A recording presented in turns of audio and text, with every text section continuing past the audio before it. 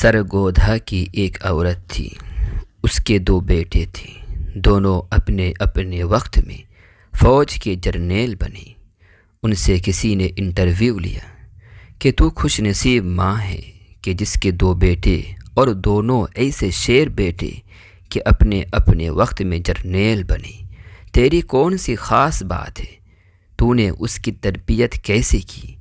اس نے کہا تھا کہ میں سادہ سی مسلمان عورت ہوں، مگر کسی بزرگ سے میں نے سنا تھا کہ جو عورت باوضو اپنے بچے کو دودھ پلائے گی، اللہ بچے کو نیک بخت بنائیں گے۔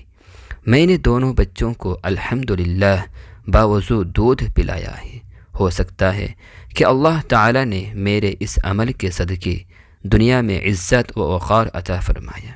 چنانچہ جو عورتیں ایسی نیکی کو اپنا لیتی ہیں، اللہ ان کے بچوں کو نیک بخت بنا دیتا ہے، اپنی زندگی میں خوشیاں دیکھنے کی توفیق نصیب فرما دیتا ہے۔